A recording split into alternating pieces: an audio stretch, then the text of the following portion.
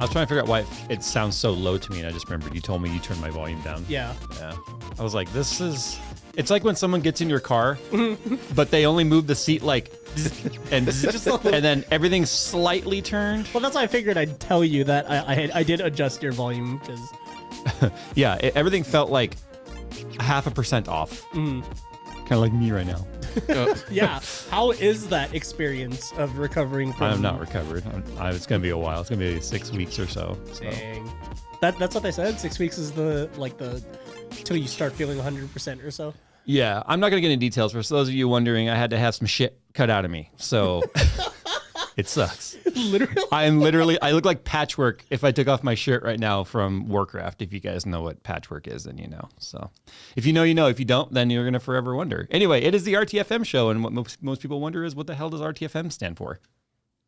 Read the manual. I actually don't know because I don't read manuals. No, I'm kidding. Oh, man. It feels weird being back here. Right. We got a show for you. I won't go as far as to say it's a good show, but I'll say we have a show. Just like It's definitely one of the shows. We add to the collection. One of the shows of all time. we promised we would have a show. Nobody in chat is saying anything about things being off or broken or not working. So yeah. someone said something about Dr. Disrespect having a whiskey. I'm sorry, I like good whiskey. Actually, no, to be honest, I don't know anything about his whiskey. I'm sure he's just rebottling something else. It's usually how those like the Rocks tequila or whatever. I don't know. I mean, what was it? George Clooney sold his tequila company for $1 billion. He founded the distillery. Okay, so his was actually like a from the ground up kind of project. He was one of those people that's like, I'm so rich and bored, I don't know what to do. Oh, I'll make a tequila distillery, and then I'll sell it for $1 billion only a few years after I started it. What's funny is I couldn't even tell you the name of his tequila if I wanted to. Yeah, I don't drink tequila, so I don't know. Anyway, let's go and just kind of kick this right off. I don't really have anything else to talk about other than the fact that I'm back and everything feels weird. It's slightly weird. Yeah, I mean, while you were gone, I basically powered through Jedi Survivor, the entire story. I didn't. When I'm watching you play, are you just doing completion stuff now? I mean, yeah, I was on New Game Plus, so and I'm playing Diablo 4 right now, and you're playing. I'm playing Warhammer 40K. Oh, really? Hey, we're all on new games. Yeah. We're all actually on properly new games. Is that a new game? Came out? No, I think it's fairly old, a couple years old already. Okay, well, never mind, not Nick. Well, it's new to me. I picked it up for free. Yeah. Is it just a digital version of like the tabletop game? It feels like it. It's like Civilization. It feels like Civilization. Oh, it's like Civ. That's pretty cool. Yeah, it's like tech, or it's called Gladius or whatever. Yeah, Gladius. Huh. It's called Gladius. That's dope. Huh. But I'm giving that a try. Yeah, I mean, Jedi Survivor's been freaking awesome. What is it? Is this performance increase or improved yet? No, not at all. And you're on a 4090. 3090. I thought you were on a 4090. No, I'm on 3090. All the 4090s are here. Are you sure about that? Uh-huh. Oh, well, here at the my work computer is a 4090. That's what I'm talking about. Yeah, you saw it there. Yeah, I saw you playing on there. Right yeah, now. and I was only getting like probably 60 to 70-ish FPS. But you have all the RT and everything on? Yeah, RT on, and then epic settings and native res and everything. No FSR. But ultra wide, if you're wondering, guys. Yeah, it's a shame because Fallen Order. I mean, you played through Fallen Order and you dug it, and Fallen Order was such a good game that I was expecting, or I was really looking forward to this one. And as far as the game itself is concerned, like it's been a really good game. I mean, obviously, like I said, I was already on New Game Plus, so clearly I powered through the thing in about in the space of about a week. But yeah, the performance is just kind of a bummer because it's like I want to tell more people to get to play the game, but it's like if I had to brute force it with my 3090 at home, you know what I mean? And I was like, I was basically used to with my ultra wide 40 to 60 FPS, which is so weird because Jedi Fallen Order ran beautifully.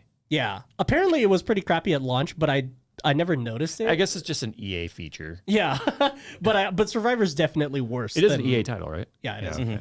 Yeah, me and Nick were joking that Respawn's like the last developer under the EA brand that's like still good people.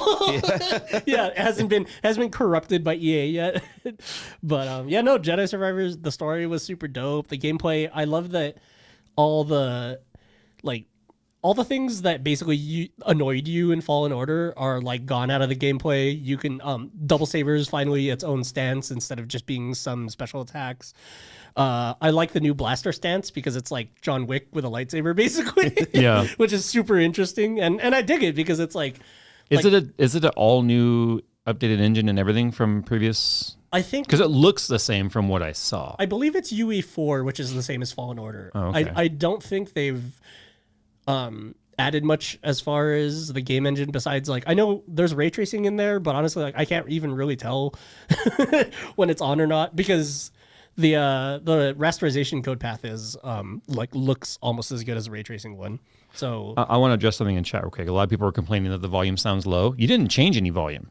No, you changed headphone volume. Nothing Yes. with so everyone complaining about it being too low. It's the same it's been for 40 episodes, and it's a placebo now. I guess if it sounds low to them, yeah. because by me saying you turned a knob, everyone now thinks it's low on their end and because of it's something like, you did. I only turned that knob that affects those headphones and those headphones only. Yeah, if we look at the meters right here in OBS, look at this. It's Yeah. like it's hitting Looks normal. -6. So I don't know. Anyone that's complaining about it being low, it's placebo. volume up. If you Yeah, think just turn that your it volume was our end. Somebody said thank you for turning it up slightly, Jay. Like that's the thing. He didn't touch anything yet. He hasn't touched anything at all. Yeah. I haven't. Wait, hold on. There's that. Maybe that's doing it. Did you ever turn this knob right No. here? Okay. Well, that's probably going to be super peaky for a second there because I cranked Everyone's it. saying it sounds fine. Well, I cranked it for a second and it was all like the meter was just pegged red. So it's going to probably sound really bad for Oh, a is that the second there. output volume into the OBS? This is the output into OBS. Oh, okay. So that's why I asked if you ever turned that. No, yeah. I just turned the one that turned your headphone down. All right. Chat are liars. Everyone's saying it's fine. So, okay. Well, Yeah. that's it. Sorry. It's placebo. Sorry for audio. I guess for audio listeners, it would definitely affect them too. I feel like they're used to just random shenanigans of like wait, hold on. Okay, I think we're fixing stuff, guys. Technical difficulties. Technical difficulties. This is why Nick doesn't talk much. Do you know what's funny? Because last week's episode, there were so many people in chat like, "Oh my god, this is the most I've heard Nick talk in like ever." Well, I've hit my quota for the year. So Listen, the rest is going to be all quiet. Nick is not being oppressed and being able to speak. This is Nick. He's like this in any setting. But when he's the only other person in the room having a conversation, of course, he carries half of it. 1/3 of it. Actually, we carry 40, 40, 20, probably. Yeah, I'm kind of loud. Or Yeah. 45, 45, 10. 10. I feel like it's a 10. I did I'm math. as loud as Nick is not loud, basically. And then Jay's just like right in the middle. Well, yeah. Nick's volume is only half. Nick has very few words to say and very low volume to say them in. Like I said, has as if like volume's like an intrinsic. It's like mana. He doesn't have enough mana to speak No, louder. it's Essence. I'm playing Essence. Oh, yeah, I Essence, said sorry. Warcraft. I'm playing Diablo. Warcraft 4. Demon Warcraft. Yeah, no, yeah. So how's Diablo been? Because Jedi Survivor was the game that I was addicted with for the past. Like, How long did it couple take weeks, you? but- Okay, first of all, when I played Jedi Fallen Order, which is what 3 years old now at this Yeah. point, probably maybe more. I played it from beginning to end, completionist in mind along the way. Okay, so so I you- didn't go back. So you were doing like, oh, Here's what's really pissing me off, by the way. If I were to log into that game save right now, I'm at 99% game completion. oh no, and then you don't know where the one. Every single item on every single map and every single door is unlocked and open and explored. I wonder what that last 1% is. I don't know. And I have spent a stupid amount of time just running around looking for it. But what I was going to say was it took me a long time to complete the story because I kept getting detail along all the side quests and Yeah. stuff. So how long by playing the campaign? It sounds like you did campaign and now you're going back and doing cleanup. How many hours would you say you were in it? Well, you kind of have to because the way that the progression works is It unlocks new areas. But, Well, but a lot of there's still a lot of locked doors in earlier areas. right, that because you it's have to come intended back- for you to come back Yeah, through you it. come back to it and then explore and then do that sort of stuff. Like You can Jedi also- Fallen Order was good about sending you back to those areas as part of the story, and then Yeah. you can get sidetracked while you're there. Yeah, But I'm just wondering if what is it called? Survivor. Survivor is the same way. It's a little less. There are two main kind of planets where a lot of the stuff happens. I know Coruscant is a location in which you don't really come back to. That's where the game starts. There are secrets in there that you can come back to on your own and then go unlock and stuff, but the plot doesn't take you back there. Does this take place alongside Jedi or after? It takes place Or Fallen I think, Order, I mean. I think from Word of God, it's after. It's like Okay. it's like 5 years after or something like that. So Word of God said that it takes place within around the same timeline, if not exactly the same timeline during Obi-Wan's show. Oh, okay. So at the same time, Because as Obi-Wan's show, no spoilers, but it has the Inquisitors and all that in there, which you only see during that era. You don't see it anywhere else in canon or anything. 'Cause, yeah, they brought the hidden path thingy from the show into the game. So so that's a plot point in the game too. That stuff happens later on. But I both like and hate when I feel like it's a little bit of a cop out, but when someone like me doesn't have time to binge watch shows and stuff, I hate when they'll take like a major plot line of, let's just say, Avengers. Okay. Avengers. You are like, how the hell is Agent Coulson not dead? And we are so far past, spoiler alert on this, guys, by the way. Yeah, it's statute Like of years and limitations years, is like gone, over for a sure. decade beyond this. But you don't know unless you watch Agents of S.H.I.E.L.D. Yeah.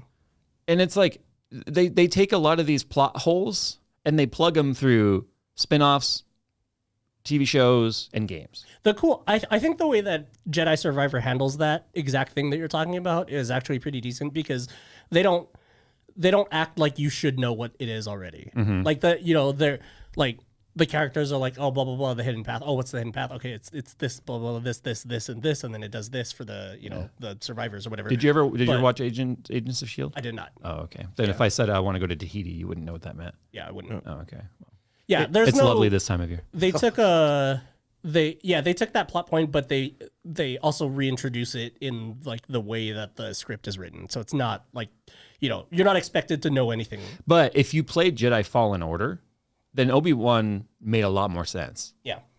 Because when I watched Obi-Wan, I was like, oh, damn, this is literally during the same time frame. At least in that same general, within a decade. And I'm like, this makes so much more sense. Because if you're like, who are these Inquisitors and what are these kids are talking about? So it makes all sense. Yeah. Because Fallen Order preceded it, But it's pretty, I love the way it ties in. It's just, if you don't have time to watch all the stories or watch all the TV shows, the spinoffs, and the games, it's like, do you remember how back prior to, speaking of Star Wars, speaking of just the original trilogy, before any of the remakes or any of that, if you wanted more story, you had to read the books. And the books were really good. Like I got really sucked into some of the Star Wars books because they were all licensed by other authors to be able to, they weren't George Lucas writing them, but George Lucas approved them. And they go into some of the bounty hunter type stories and freighter stories and smuggler stuff. And it's just like, dude, this whole universe is so cool. And just now they're doing it visually through games and all that. Yeah. No, I think they I did watch Rebels, by the way. I think they dealt with that sort of canon stuff integration pretty well, because the story in Jedi Survivor, and even to a further extent Fallen Order, is pretty self-contained within its own kind of series, So it's like, what is it? Like, you don't really need to know greater Star Wars actually around the story. You know what I mean? Yeah. Like pretty much whenever somebody shows up in Usually plot, it's if you want to know something more about some side character. Yeah. Like for instance, Ahsoka Tano was fairly side character. Yeah. Until you watched Clone Wars, which was the animated series, which was amazing. Clone Wars was like, the animation style was very comic booky, but the sound design was just as good as the movie, so it really sucked you in. Then you really get to learn about Ahsoka, and then in Rebels you learn even more, And then obviously in The Mandalorian she's in there too.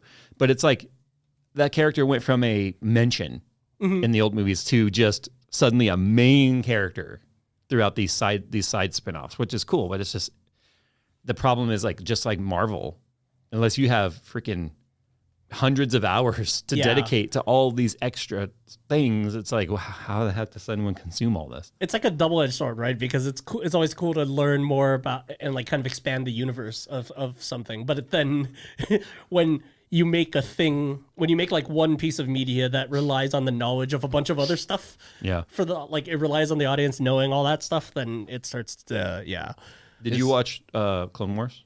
Yeah, I did. I can remember if you did or not. I don't think I've seen the final season yet, the one that came out later.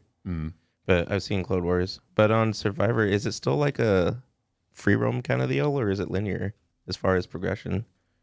It's the same as Fallen Order. So free roam, Zelda E. It's like Zelda E, and then the combat is like Souls like ish, sorta, kind of, but like forgiving. I mean, that was the highlight for me in Fallen Order. Like it said like the description said Souls-like. I'm like, okay, is this gonna be like punishing or am I gonna be able to enjoy it? And it was enjoyable. Yeah, you can dial it up to as however. Yeah. You know what I mean? Yeah. Because and that's what I like about. I was watching somebody else's review about it, and I thought an interesting thing that they said was that your base attack, like your Cal's stats, don't ever get better. You just learn more abilities and different ways and combos and stuff like that. And so like the base damage you do with a lightsaber is the same from the beginning to the end, which is cool because it makes the combat more skill based. So the different difficulty levels adjust the things like parry timing, like how much, how picky is the parry window, like, and then how much health the enemies usually start with. Gotcha. Yeah. So it's in a sense kind of like how Doom Eternal moves you up. Yeah. Like they keep adding different enemies with different weaknesses. Yeah, exactly. Like the game the doesn't horde. get more difficult. Really, it's just more like they throw more stuff at you, more enemies. It makes it get different more types of technical enemies. instead of just like one Yeah. button. Okay. Yeah. I mean, one thing that I really wish was that I wish you would have access to all the saber stances at once, but I guess that'd probably be OP. Because sometimes you get that whole like when you're at the little meditation point and you're selecting which saber stances you want, like because you have 2 slots and then you can pick from 5 different stances in one in each slot, and then sometimes it's like you'll equip something and then you're like the double bladed like the Darth Maul style lightsaber has a force ability that you can unlock where when you're holding deflect, it reflects all of the blaster bolts from that last group of blaster shots, not just the first one, straight back at the dude. But then so sometimes like I'll leave the double saber and then I'll just take twin sabers and the blaster, right? And then it's just all machine gunners that I'm up against, and I'm like, man, the double bladed would have been perfect for this. It's too bad you have to leave it back in the ship or whatever, right? Yeah, you basically have to pick between 2 stances to because take with you. Yeah. well, that's one of those things. If you die or whatever, you can just be like, okay, this is situational. Go. Yeah, exactly. Switch it, come back. Because you respawn at the meditation point anyway, so you Right, can switch right there. And I kind of like the. You just need to have like 16 different lightsabers on you for different needs. Pull the General Grievous. Yeah, he looks like General Grievous. In Hello his there. Poncho. He has a poncho with just every So then you can lightsaber. say the hello there. Yeah. Dude, that'd be great. A little tiny Yoda style one for BD on the back too. Oh, geez. Oh, is BD in this one too? Yeah, Oh, nice. he's dope. He's still in here. Yeah, no, the game was freaking awesome. The story like if Fallen Order's story got you in any way, then this one's gonna be like, oh crap. Like it's moving. It's the middle series, right? In a trilogy. So like you hit the ground running and you don't stop. Basically, like you start Jedi Survivor with all the force powers that Cal had at the end of Fallen Order. Which Oh, is okay. dope. Like, So that means the enemies must be harder at the start too. yeah, or well, the tutorial level of Coruscant is basically staged so that you encounter like a little bit of resistance, then a little bit more, then more as the game is doing the little tutorials, like press this to do this, and Right. and kind of show you Like at the beginning of Fallen Order when you're trying to get off the train. Yeah, exactly. But it's a lot less restricted than that because they kind of figure like, hey, if you've played the first one, then you're just gonna blaze through this part What was anyway. Cal's original job? He was like a dismantler, right? For Yeah, like scrapper. yeah, scrapper. That's right. It just starts off with you learning how to parkour all over the place. They're like, go fix that. You're like, ugh. But he even mentions it too because there's a bit where you're climbing an old like Are you playing as Cal again? yes Oh, I thought it was a different. no same guy. I see. He just has a beard now. Yeah. But his voice still sounds the exact same from the other things. He just so, looks like Seth Green to me. Like I can't unsee it. He looks like Seth Green Yeah. or the Rickroll guy, Rick Astley. oh yeah, he kind of does. Oh, yeah. He kind of does have that Rick Astley. He has to say, "I'm never going to give you up" at some point. Dude, that'd be funny. But yeah, no, you start out. Yeah, you play as Cal, and it's freaking. I love the game. I love the game so much. Even if you're not a huge Star Wars fan, Yeah, you don't even need to know. Honestly, you don't need to know anything, and especially like most people that don't know Star Wars still know that a stormtrooper is a bad guy that needs to die. Like that. I only with that, played- armed with that basic info, you're good. You can play through the whole game. It's almost like Force Unleashed as well. Pretty much, yeah. Oh yeah, that was weird though because you're like, wait, Darth Vader's kid? Yeah. Oh, spoiler! How'd he do it? Was it mechanical? Was it artificial insemination? I mean, how did it I guess happen? technically any would be artificial from Darth Vader. Well, it's past the statute of limitations, but no, he was on Kashyyyk and found a Jedi's Yeah, he son. took him. He killed his Yeah. dad and then he took him. Oh, yeah. Yeah, and But then, he just kept calling him his son because you didn't know, like you didn't know for a long time. Oh, that yeah, doesn't their you family you were crest- kidnapped? like their family crest becomes the Alliance Starbird, right? I think so. The Galen family crest or whatever. Not sure. It's the rebel icon. Yeah, but the ending of Unleashed was kind of effed. Well, depending which ending you get. Well, I got the "you're too powerful." Vader's solution, everything. Yeah, that's the ending I got. Okay. Sir, we've exited hyperspace and we're preparing to. Yeah, basically, it's like, look how powerful you've become. This is a problem. And delete. And then he makes clones in the second one. Thinking of like realistic lightsaber fighting styles would be so weird because like most defenses would be defeated by just doing this in front of you, right? Because there's no mass in the blade, so you just wiggle it and then It would already be weird swinging it that has all the weights in your hand. Yeah. Because remember, but like sword design and all just be that, like playing all Beat about Saber. being balanced, but being when swung, all the weights at the tip. That we have all that power, at the striking point. It reminds me of back when I used to stream. I tried to. It's like, I'm going to use this phone as a lightsaber. It would be really bad. I told my chat to tell me, hey, tell me when I cut my own limbs, because I was trying to play Beat Saber, but without actually cutting my own limbs off. Oh. Dude, in like the 5th second of the song. Your hands are gone. They were like, dude, you already chopped your hip in half. I was like, oh, whoops. I didn't even notice. It's like, yeah, because like Here's what you need. There's you no need weight on the end. You need one of those like shock vests Oh my god. that every time you touch where your body would be, you get a zap. Or just tape the controllers to actual sticks. Then I'll know for sure if I hit myself. True. Yeah. Then you wouldn't be able to beat the level. I've seen somebody try to play Beat Saber with like 2 actual like prop sabers. And with they the go well. controllers. No, it was. I mean, they could play, but it slows you down so much because of all the extra weight. That Small Town Bourbon in chat is saying, crack some bourbon and resume this conversation. I can't drink right now. Yeah, and then I'm in solidarity. Dang, did we really drink that much of my Dalmore? Wow. Did you really drink that much of Yeah, it dude, down? We all shared it. We opened know. it here. I know. We all had the same amount. We all had equal pours. We enjoyed it. Sorry, I got distracted by staring at the glyph and the downward. And now we have Woodford here. Oh yeah. I can't have any of it right now though. I'm sad. I'm going to Hawaii soon. I gotta save myself. Oh, you gotta save saving the up. Save myself. save the recovery points for. No, realistically, it's just because of it. Yeah, it's the Norco and all that sort of stuff. Gotta wait. So suddenly I'm just like, glug glug. Yeah, Face then first we have on a the table. problem. Well, Jay died live twice. Yeah, what's the term? That's why. I would find a way to die twice. Yeah, That'd be. I could see that for sure. Hey guys, I died. Really doing what? This.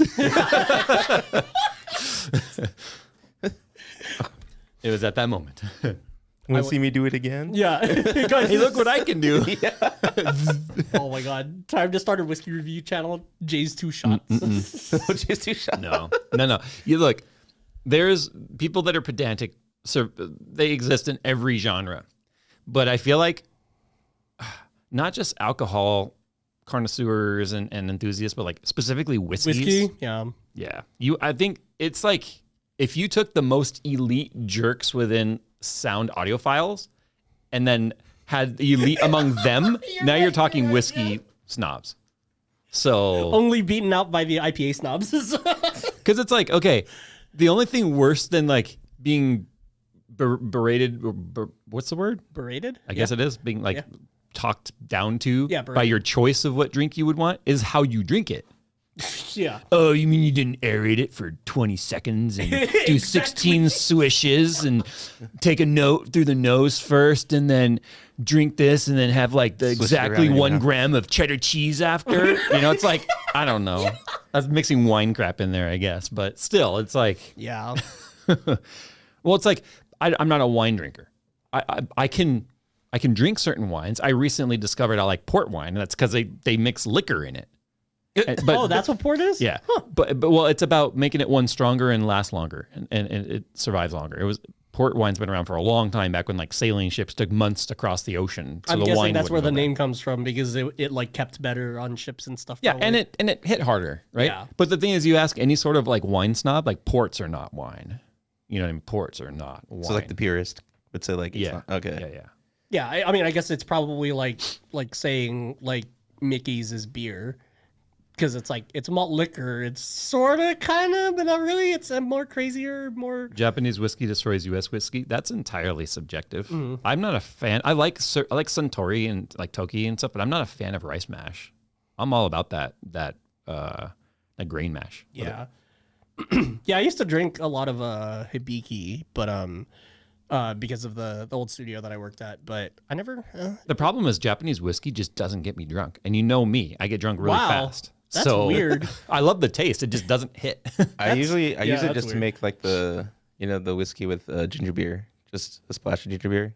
Oh, really? Ooh, that sounds good. Yeah. What was it? I forgot what they're called. The highball, Suntory highballs. Yeah. The only like I can name one whiskey that will make just about any whiskey snob just puke in their mouth. Jack Daniels. Screwball. Oh, Because it just tastes like butter or peanut butter. Yeah. So it's like, that's not whiskey. You're just masking it. You know what? It tastes like peanut butter and it is hits really me good. like whiskey. It So is really good. anyway, moving on. I know how we got sidetracked Oh, on the you whiskey. should do a shot of like Screwball and then drink wine and then it's like peanut butter jelly. No, It'll be a PB&J sandwich shot. no. What I was doing, which was really good, and it was actually annoying, like AJ and IKEA and them on chat, because I was like, oh my god. So I had this was like months and months ago, but I had those IKEA hazelnut chocolate bars. Oh, Remember those? that sounds Yeah. so good. So I was breaking off. There's tons of squares, right? So I was breaking them into little squares, and each square accompanied a shot. But what I would do is I'd put the square, start chewing it up, get it all mushy in your mouth, then chug Woodford. The Kings County Distillery from New York. I was chugging that one with it, dude. Having the sweetness and of the hazelnut and the milk chocolate with the savoriness of whiskey was really good. And then I did it with the Screwball, and it was just like, oh my god. But what people like to do is they like to take Screwball and eat like those Uncrustables with it. yeah. I want to do Peanut that. butter and jelly.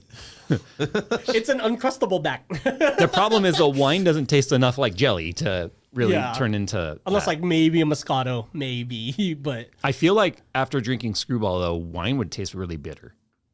yeah, because I think Any because the wine. Screwball would saturate your tongue, right? Yeah. With, like all this. Yeah, because whether it's like a cab or even a white, I would assume it would taste bitter compared to the Screwball. because then all you would, yeah, you're right. The Screwball, like I have a habit of, if I'm live streaming and I'm drinking Screwball, I tend to get really like wasted and then miss sometimes. It gets really sticky. yeah, it's like It's 'cause sticky. like pure sugar. Yeah, it's super sticky. It might as well be alcoholic corn syrup now that I think about it. Like even when you're pouring it and drinking it, it's like thick. It's like literally thicker. It looks thick. Even though it's like still, it's like clear, right? Yeah, I think it is clear, right? What? No, Screwball? No, No, it's brown. Oh, it's brown. I don't remember. I don't even know what the base is. it just looks like watered down maple syrup. It tastes like watered Yeah. down maple syrup. Yeah, with peanut butter in actually. it. True. Watered down peanut syrup. Although the worst old fashioned I ever had was in Canada, and it was called a Canadian old fashioned. It just tastes like maple syrup, and I was like, "This is gross." And they were like, "Yeah, we'll make you a new one." But the bartender was like, "I have to serve you this one," because I was like, "Can I just get a regular old fashioned?" It was actually at LTX, but not at LTX. It was at the hotel we were staying at. So there was a question actually about LTX later on that we'll get to, but. Yeah, I asked the bartender. I was like, "Can I just get like a regular old fashioned?" Because on the menu it just said Canadian old fashioned, and he was like, "So I have to make you the Canadian first." He's like, "It's like he's like, I've asked the boss to take this off the menu so many times." He's like, "People don't come to Canada for this crap." So he was like, "I'll make you this. When you don't like it, I'll make you a regular one." That's funny. So you just got it and then said I don't like it before even drinking it? Oh, there was like that much left when I said I didn't like it, and he still made me another one. It was fine. I was like, "It's got alcohol in it. It just tastes like breakfast." I didn't. I was like, nothing makes you brunch feel like fashion. an alcoholic than going, "I'm drinking alcohol that tastes like breakfast." At least it wasn't at breakfast. It was like 11 o'clock at night. It's funny because that's what Glenlivet tastes like to me is breakfast. Because many a party day in Vegas has been started by. I was gonna say, the taste of Glenlivet Scotch does not taste like breakfast. No, yeah, the taste does not. No, it tastes like ashtray with a little bit of a Werther's Original, but that's a good Scotch right there. Depending on who you ask, obviously, but yeah. King Badger in chat said Woodford Reserve is the best American whiskey I've had. No, do yourself a favor and try the. Dalmore. Well, actually, that's Scotch. So I guess it doesn't Oh, is that count. Scotch? That is Scotch. It's real Scotch, huh? Yeah. Okay, then maybe try Kings County. Try Kings County. It's in New York. You might have to find it in a boutique place. But anyway, can we get off alcohol now? Because I want some and I can't. Yeah, Jake. Jay will drink anything with the name ball. No. I don't know what else to say. Yeah. What? That makes no sense. Anyway, you see anything cool, Computex? You know, so there was a lot of people really disappointed that we weren't at Computex. One, it wasn't possible with my surgery. Two, I don't want to go. I really don't. I hate trade shows. I haven't been to CES. I haven't been to Computex. Maybe next year we'll go, and that's a big maybe. But there's some cool things I saw from there. So I'm not even sure which brand it was. I forget. But there's some prototype stuff being shown of a few different motherboard and graphics card designs. So I don't know if you guys have seen this, where they took a motherboard and they moved all the connectors to the back of the motherboard. That's Like the power connectors, right? The power connectors, Yeah. the PCI Express supplemental power, even GPU power on the back, designed to let's just not have cables showing at all, right? I think it's pretty cool. What they also did, can somebody in chat say what brand it was that was showing this? Because I forget. I think it might have been ASRock. I could be wrong. Could be Gigabyte. Anyway, they also showed a new 3-pin, it looks like a really small PCI, almost like a PCIe Gen 1 connector, like a port that's on the back side of the PCI Express. So you have the PCI Express slot. Oh, it's MSI. Okay, it's a PCI Express slot, and then spaced out from it a little bit, like where the release tab would be, is another small, looks like a 1X slot. Oh, but it's power. Huh. Up to 600 watts. And the idea is there, then all the graphics card, from then on, the power goes through the motherboard. Remember when I was showing you the internals of the Mac Pro and I was telling you about how I kind of wish PC manufacturers would do the power delivery through the second slot Yeah. aside from the data? It sounds like that's exactly what they It did. sounds like it's happening. I thought and they made it very clear, hey, this is all prototype type stuff. Because you're gonna have to get everyone to agree with it if you're trying to make a standard. I don't believe the power would be a hard thing to get people to agree to.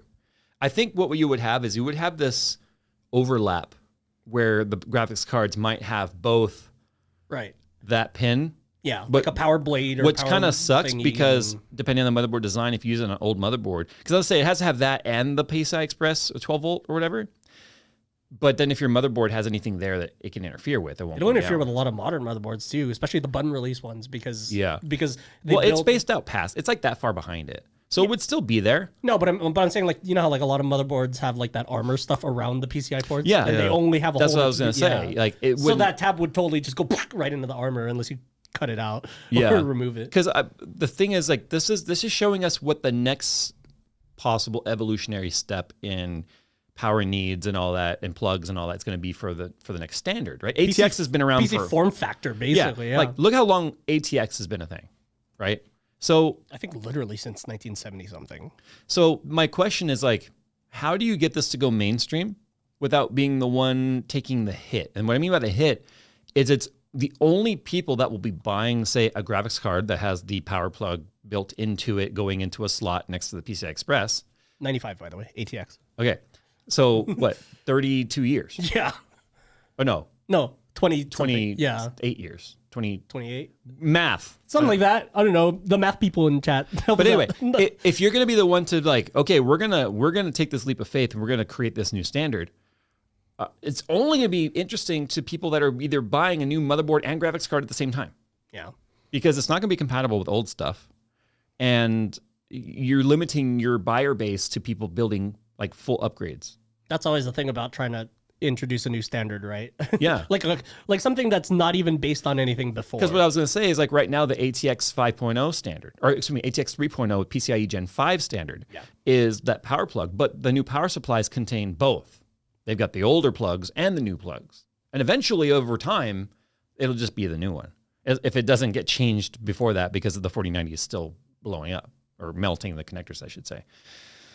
But I like it though, because it makes things super streamlined. Imagine how many times we built the system, we're like, dude, it's so clean. And then you put in the cables and no matter how much you try, you're like, dang, because it still wants to twist its own way or whatever, right? Just not seeing any cables at all. That's usually the longest part too, trying to train the cables to go where you want it to Especially go. if you have custom sleeved ones too. Mm-hmm. It's weird because I don't really hate the ATX cable. It's always just the GPU cable is the one that looks out of place to me because it kind of goes into a point on the card that's not really nestled into a corner somewhere. You know what I mean? It has to come outwards and then go back in, and then it's just the GPU run is always the ugliest looking one. Well, the other problem here is motherboard, the power plugs on the back of the motherboard, mean every single case it's being mounted to has to have a pass-through in that exact spot. So that motherboard. So here's the thing. I'm talking about adoption rate, right? So now the only person that would be buying that motherboard would have to be buying a new case that supports that motherboard, and would have to buy. Technically, wouldn't have to buy a new GPU because the old GPU would still work on it just fine. You'd have to use power plugs, but if you are going to use the new GPU, then you need the new motherboard. But that new motherboard, you need a new case. So you're now asking for the one person who's looking at adopting all 3 new ideas, which is limiting your buyer base, which is going to limit the return on that investment, which is going to limit it ever happening. So I'm wondering now, like, how these are really cool. And we see lots of this stuff at like Computex and CES and stuff that just never happens because they can afford to make the prototype. Yeah. But then they just never make it mass production because it's too expensive, 1, to produce, and 2, they're not making money on it because people aren't adopting it. But I think it's a neat concept. I really do. My only concern would be if you have up to 600 watts, let's say realistically 450 to 500 if you're running a 4090 as of right now. The PCI Express cables look like the standard 8X, not 8X, but the 8-pin. 8-pin. And there were 3 of them on the back of the motherboard, right below the EPS and right below the 24-pin that just plug straight in. It's the motherboard traces now taking that power to that new plug. Up to 600 watts. I'm not as concerned about maybe heat transferring through that, but EMF crosstalk from that much power running through the board. I believe. Sorry, go for it. You remember the built-in motherboard sound cards? How they had to be like isolated from other things on the board. Yeah, you can see the physical trace blocker, like the cut. Because the power would lead to crackles and all sorts of other things. So what happens now when you have that much power running through the board? How will it affect other things? I think that's why on the MPX modules for the Mac Pro, the power connector, like their power connector is basically the same length as like a 16X PCI slot. So it's like PCI and then almost all the same amount of pins for power. So that way each pin can carry less power. Less power. Yeah. Yeah, I didn't get to see You said close it looked up. like a 1X slot? Yeah, it was pretty small. That's I didn't get to see up 600 watts. I didn't get to see it up close because I wasn't there. Yeah. But I like the idea. I do. I just don't like the fact it'll that look really clean with power deliveries from the board side we'll instead of look at all the different widths of motherboards we have now. We have the quote unquote EATX, which is just E for everything because it's literally all sorts of different widths. It's no real standard there. You've got ATX, you got micro ATX, you got mini ITX. So how do you incorporate all of these? I feel like that's such a tough sell to try to get a new form factor or a form factor change into the market because it's like, dude, look at like our PCI slot width hasn't changed since ISA. Yeah. And it's still in the exact same spot in the case as it has been since ISA. And so like people are going like, what's an ISA slot? Yeah, it's that old. Well, because it was before PCI non-express. Yeah, it was a standard that was created back when there was only a few form factors out there, period. Yeah. And then it became the standard because ATX was literally ATX, like a lot of people think ATX is just a motherboard size, but no, it specifies where the PCI or the expansion card slots, quote unquote, right? Because they used to be ISA, then they moved to PCI, and they were like, hey, when we move to PCI, why don't we just keep the same physical location of the cards? That way, you know what I mean? We don't run into problems. But when you're trying to do something completely new, like that power connector that nothing existed for it before, then it's like, that sucks because you have to really convince everyone that they need this thing and they need to build this thing onto their motherboards too, and then people will buy things that plug into that thing. I feel like they're just gonna have to roll it out. Like, I mean, the options would be like, okay, let's roll it out with the next generation of graphics cards. Right, like That way MSI it forces everyone. Well, here's what because they could call like MSI M power connector or something, right? And then like MSI GPUs only will have the connector, and then you get that bonus of like cleaner stuff. I think what'll happen is MSI will patent it. It'll become the new standard, and then every brand that wants to run it pays a royalty to MSI. That's how MSI justifies it financially. Right. But it's a gamble. Yeah, because if no one picks it up, no one picks it up, then you spend all that money to patent it, right? It's not that much money to patent something, honestly. Oh. But that's why patent trolls exist. Oh yeah, you're right. Yep. But I mean, I would assume they already have a patent on this, or they wouldn't have showed it, especially a company like MSI. But I just see I see a great idea. I just see right now too many caveats to that idea. but we can't have a form factor change or an improvement until somebody makes that leap.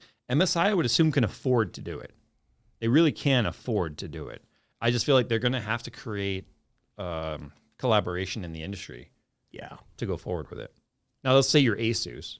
Are you going to want to pay MSI to use their design? Or are we going to have like Blu-ray versus high-def DVD all over again where you're like, I don't want to adopt the Sony standard, so I'm just going to... I wonder if it'll be one of those things that ends up being more of an OEM type of deal. Like, you know, because I could see Dell or HP or somebody that's building like desktop computers adopt that standard. But I can't see them caring about the neatness of the cables. No, but I think what I'm thinking from their perspective is that it like our idiot assemblers can assemble it easier without having to worry about the cables. Because if you slot the GPU in right, it's already that's it. You've already removed the second step because it's already getting power from the motherboard. I also would have to. I haven't really measured and never tried to see what the relief would be on the cables, but if the plugs are sticking through the motherboard wall into the back compartment of the case. Oh, with the flipped plugs as well? Yeah. Well, because the plugs just, like, here's the motherboard, right? The plugs just stick backwards. So they just would have to go through a slot in the case, like an opening. So how much room do you have for those cables to plug in and still make a bend without putting too much tension? It depends. The case depth there matters. I just figured in the OEM space where there's more, like, custom stuff going on. You know what I mean? Because, like, Dell will... Like, what they'll do is they'll give you a power supply. They'll throw it in Alienware and they'll charge $500 extra for it. No, but I'm saying, like, the power supply literally only has the plugs of the components that it's in.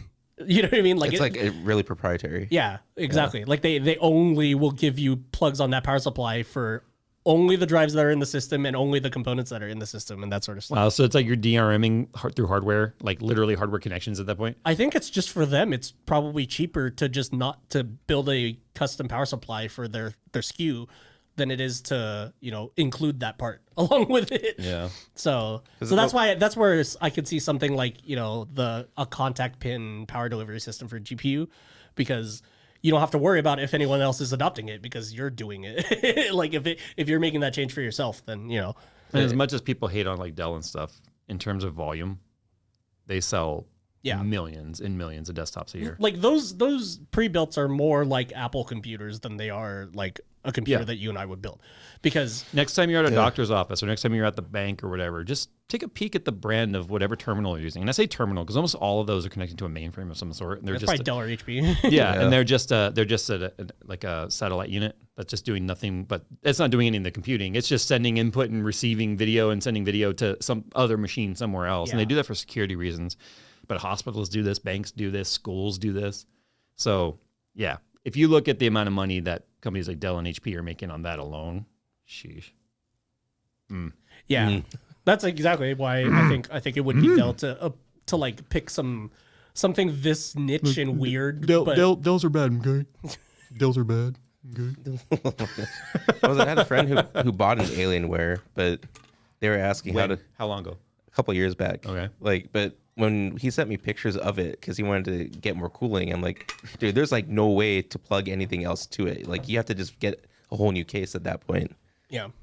I feel like that's the first step for most people that end up with an Alienware. Yeah, because one of the first Alienware tower I ever had was back in like 2006, and it was one of the Area 51 towers, and it had like the alien head on the front and all that. And I was like, ooh. It was one of the very first case mods I had done in a long time. And I was like, I want to make better cooling for this. And I wanted to update the water cooling and stuff in it. And when I looked inside, once you took off all those plastic panels, it was literally just like a beige box with like 290, maybe a 92 millimeter in the front, maybe 192 millimeter in the rear, nothing in the top.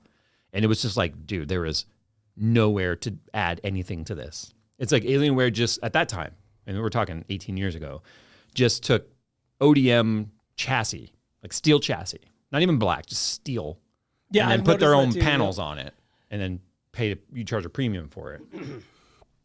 But that was prior to when Dell bought them. Dell bought them a few years later. But I had, their actually was it M50? No, I think Area 51 was a laptop. I think I had the Aurora. I think Aurora was the desktop that I had. I can't remember. Yeah, it's been a long time. No, Area 51. I think Area 51 was a laptop, I think. Or I thought it's like their tier system. Maybe. Area 51's their top tier. I can't remember. Or is their mid tier. It's been so long. Yeah. But the bottom line was when I had finally like opened it up and took it apart, because it was one of those very few desktop PCs that I ever had that was like a pre-built. And I was like, okay, Alienware, highest end, cool, whatever. Just want to buy it and play games. Yeah. Opened it up and I was like, I got ripped off. I felt that way because this is back when it was like DDR2 even. And it was like, maybe it was DDR3. Anyway, there were no heat spreaders on anything, green PCBs. You know, the cooler was a 120 millimeter AIO. That was just, Jeez. and I don't remember which CPU it was. I think it was an Intel Pentium 4.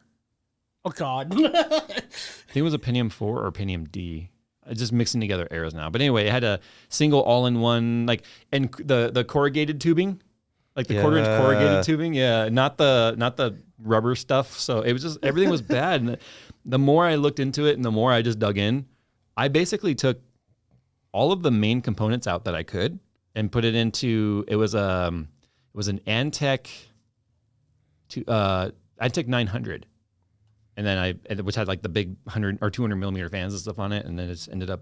At least it was pre-Dell, because then that was a standard ATX motherboard. It was, because they were still building with like off the shelf parts. Yeah, because it was after Dell bought them that they went like they started doing proprietary. Yeah, because that's what Dell does to their regular computers. So now they're like, oh, cool, we can take advantage of their own custom stuff, and also charge people more. And it was also prior to Windows being DRM'd to the motherboard. Oh, because it right. was just like a retail copy of Windows that was provided with it. The CD. It wasn't even a DVD yet. It was a CD. Did you get a little AOL CD as well for free? 500 hours for free. Yeah. Dude, minutes. I remember when AOL was sending out minutes for CDs. Jeez. Like hours. God, look at you youngins. You don't know the struggle.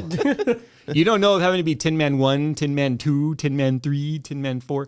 Yes, Tin Man was my online handle back in AOL. But anyway, just like it just kept adding a number because it's like I would even tell people like that I was just like dude, I was a chat room baller, man. I was just like I was like Kip in Napoleon Dynamite. I'd be jealous that I'm online talking to hot chicks all day, you know? So it was like MMA fighter. so it was like that.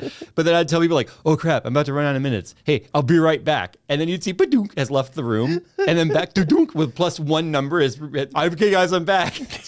I would go around and ask my neighbors like, hey, you have any AOL discs? And they would just hand them to me. That's funny. You know? Oh man. I do remember the one time I accidentally called a long distance number for dial-in. My parents were not happy about that. Imagine all those minutes long distance. Oh no. You know how many people are probably watching this right now that are young enough to go, I can't imagine 1, calling the internet, and 2, having it be long distance. Or 3, having a phone in the house for the family, for anyone to use that had a cable on it. True. Yeah. Like, dude, what do you mean a phone in the house? Dude, I felt like just tough shit when I had my own phone line in my room dedicated to me for the internet. We ended up having 3 phone lines in the house. Dang. There was the main phone line that was just, because we had a landline. 2, there was another landline that we used for like my parents, because my parents did some work from home type of stuff. So they would use that for their modem. And then I got tired of not being able to do anything because they were online. So I was just like, can we get a phone line put into my room and like forego my allowance? And they were like, okay. So yeah, I had a phone line that went just to my room. And the phone company, it's funny. They will bring it from the pole to the house. On the side of the house, like the house was built in 63. So it literally had would look like just a regular phone patch panel on the side. Like you open up a little door under the stucco and then there's all the wires just everywhere. Huh. So it's just a patch panel. You could have had like up to 12 lines in this house. Oh geez. So they bring it to that patch panel, and past that, you're on your own. Oh. So I got to carry it to my room. And all I did was carry it along the awning and just like, I stapled it. It was an indoor wire. It was an RJ15 or whatever it is for the phone. Yeah. And I just stapled an indoor wire along the awning and then down into that room where I started my YouTube channel. Through the window? No, I just How did you get into that? I just took a long drill bit, went through the wall. So you would see the cable coming through, and if you look down, you would see daylight on the other side of it. Then I started getting spiders in my room. I was gonna say, yeah. That's like you didn't even silicone seal it? No, because this house had no inner wall insulation at all. Oh, okay. So it was just a void. Do you know how much I would have had to spray to try and fill it? So I ended up just Oh, yeah, 'cause basically you can't just contain Yeah. it to the cylinder that you drilled. Yeah. Right. It would just go into the Yeah. wall. So it wasn't a cylinder because it was just sheetrock right on the outside and inside. But anyway, I just ended up like using the outdoor like it's like the same. No, it's like kind of like the same one that you would use for like a coaxial going through a wall. It looks like a cone, right? And Oh, yeah. so I put it through there, and then I put a little bit of silicone in there to seal it off. And then on the inside of the house, I just put one of the like RJ45 or not RJ45, RJ15, I think it is for phone cable. I can't remember. I would just terminate it to one of those, and then literally like hot glued that to the wall so that nothing could come through it. That's awesome. It was the most janky setup you've ever seen. But you could call it yours. Yeah. It was mine. It was 56K. It phone was line. mine. I almost said CSGO. Counter-Strike Beta was what I was playing at the time. While I was waiting for 7 p.m. to roll around for free nights and weekends when I would call my friend on speakerphone and we would just CSGO. For comms, yeah. And then I started my YouTube channel, and guess what we had at that time? We had broadband, but I had 1 megabit. Damn. That's actually a lot. 1 megabit down, and it was only like back 256. then? It was like 256K up. And I would literally, my first videos that are on YouTube, if you Was guys, that over DSL or cable? no, it was cable. It was Time Warner at the time. Okay. Actually, it was Adelphia. Oh my god. I've heard that name forever. Yeah. It was Adelphia because Time Warner bought Adelphia. Yeah. But it was Adelphia.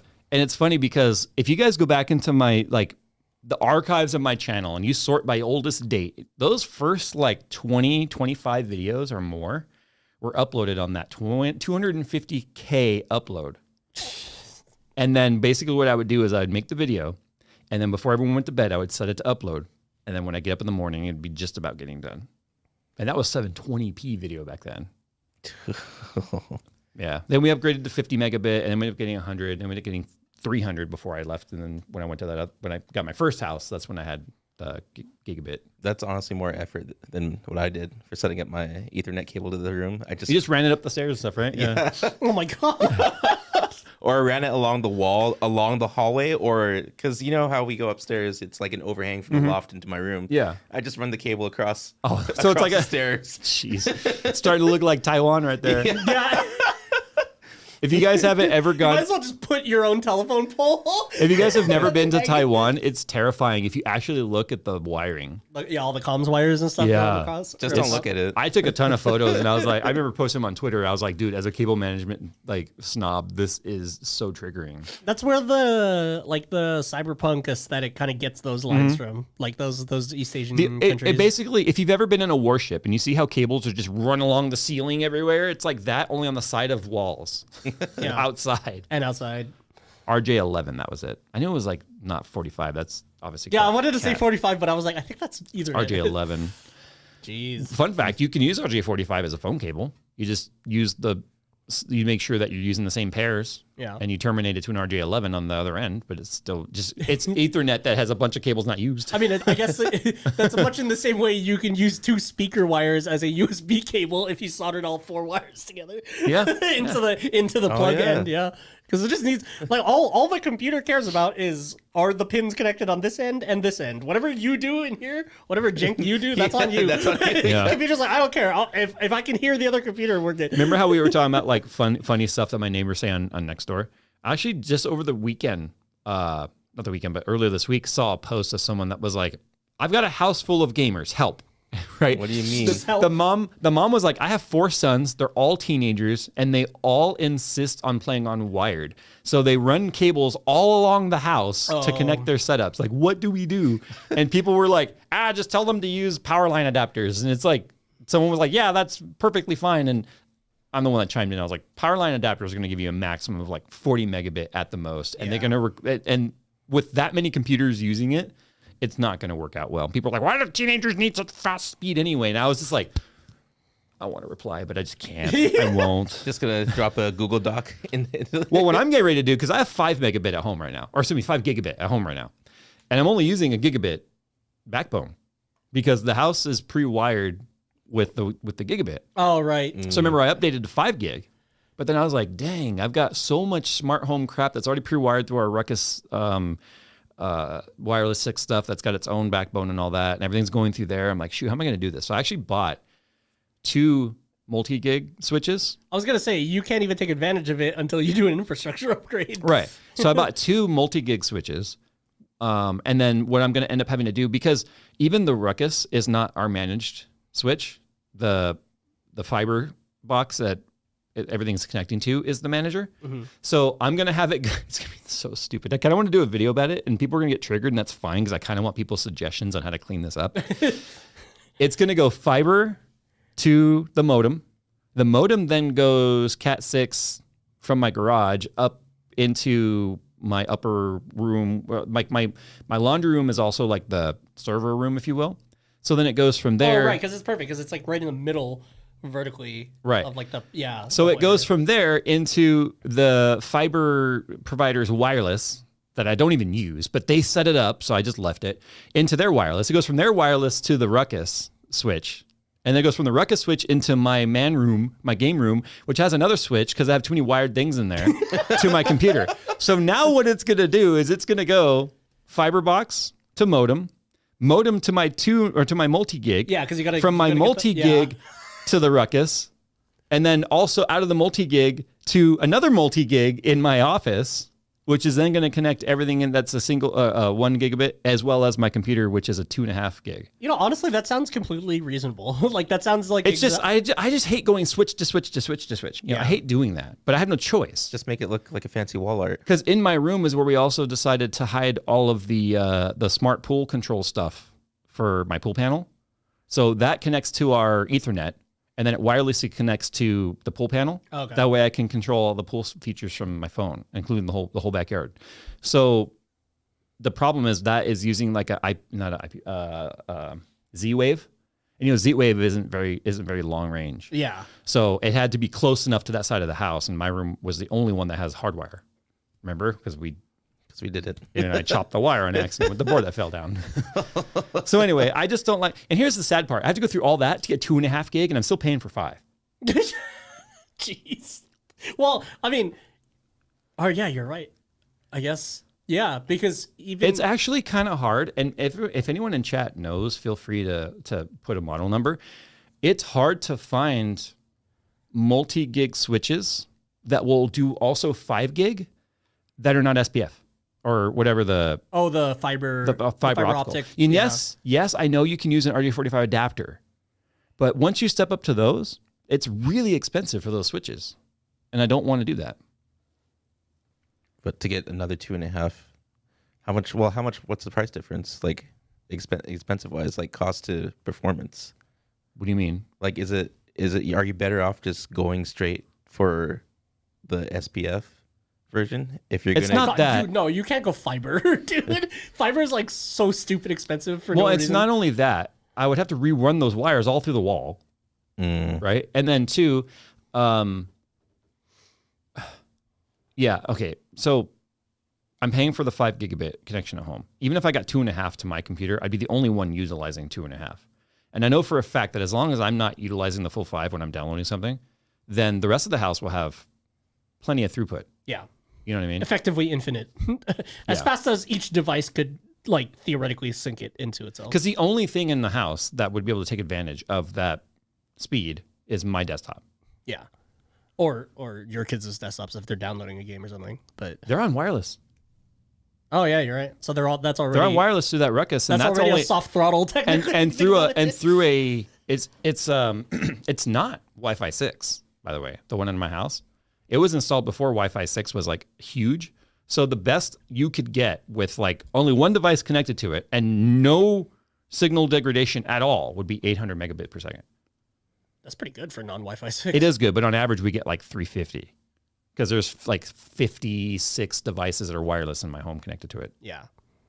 So yeah, and the reason why my kids are on wireless is the room that they're using as their computer game room does not have a wired Ethernet going to it. Wow, the irony.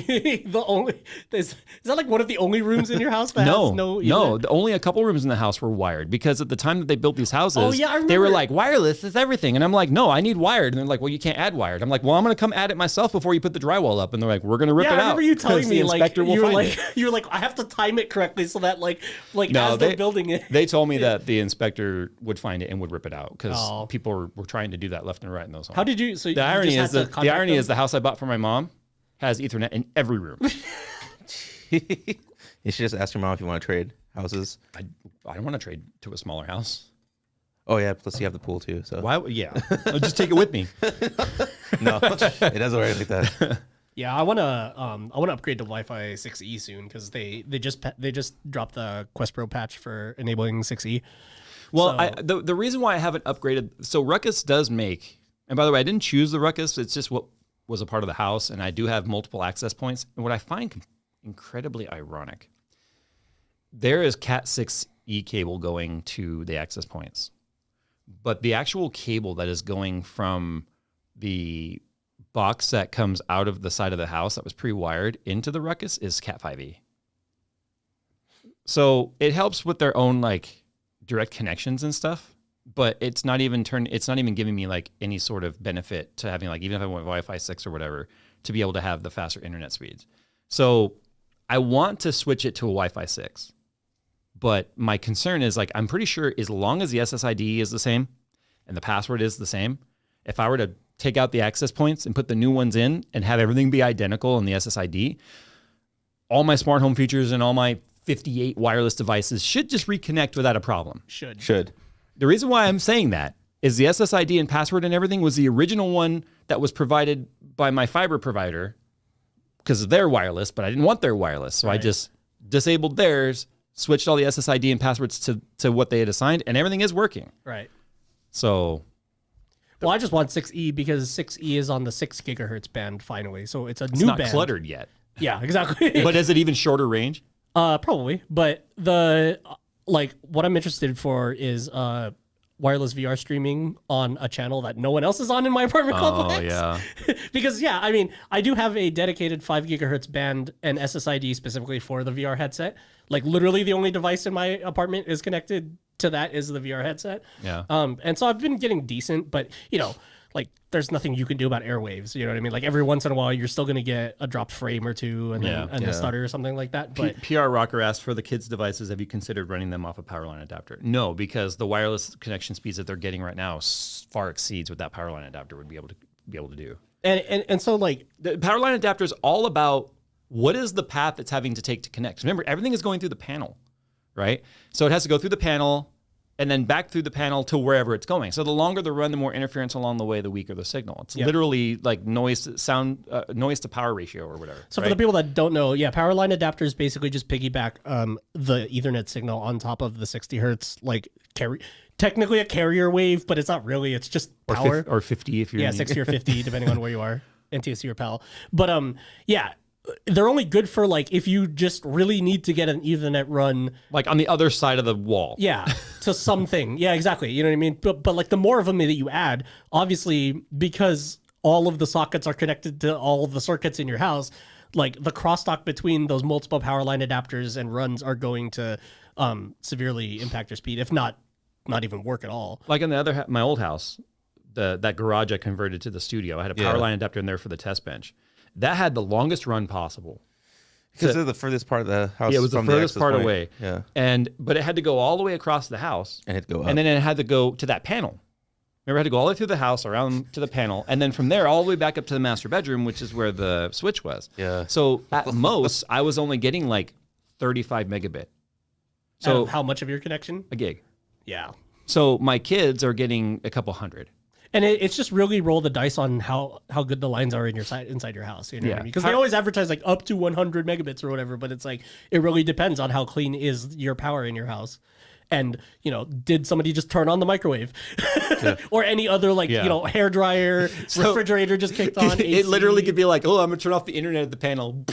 It's a breaker switch for your internet. I feel like the power switch adapters were great. Power line. The power line adapters were like great for a certain moment, like in Xbox 360 era that yeah. time. Yeah, you're right. Yeah, when Wi-Fi, like the USB Wi-Fi cards were absolute garbage. Yeah. Then at that point in time, Powerline was more reliable and more solid, especially for gaming, because gaming doesn't really use a lot of throughput. It's just reliability and latency that matters for a game. Yeah. You know what I mean? Like, your downloads are still gonna suck, but like at least the game itself. Like it was good for like a solid year, and then after that, I remember I bought a Linksys wireless bridge just to connect from there.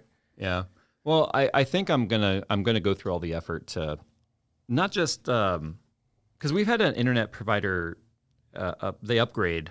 So I've had the same provider, and I'm not gonna say my provider for obvious reasons, but I've had the same provider for 4 years now since we moved into the house, and I've upgraded the service since then. And so by doing that, they brought in new hardware because they needed specific hardware for the 5 gig because the 1 gig was the modem and all that was very. Honestly, that's kind of why I haven't upgraded to 1 gig yet, because they're like, "Oh, we got to change your modem." I'm like, "I'll see you later," or whatever. What do you have right now? 500? Yeah, 500. So, but I'm the only person that lives in there, so it's 500 to me all the time. but it gives me an opportunity to really clean up the mess that is inside that wall. It is gross. Yeah. Like, it's bad, and I really want to clean it up. And so what I'll be doing is I'll be mounting everything to a board, because everything's kind of mounted on a board now. The problem is there's more devices now in there than there is enough room on the board. So I'd make a new board, mount everything to that, wire it all up, make it nice and neat, and then I can zip tie that into the patch panel wall. We did that at the old house too, right? We had a board. We did the switch in there, but everything else remember I had that shelf I made that everything sat on. Oh yeah, okay. So everything for this one is literally in the wall. But part of me now also wants to maybe go a step further, and because it's just a plastic cover, it's pretty cheap. Maybe take that cover off and install a few fans on it, because it can get pretty hot. There's a lot of devices in that little spot, and if the switch starts getting hot, what happens? It throttles like anything else. Slows down. Yep. So anyway, well, I got Somebody into said just go all optical, just a fiber house, dude. That's the dream. one day. What was it? Oh, last night I got in a rabbit hole of looking at things to cook with, and I got into pizza ovens. fire. Yeah. Well,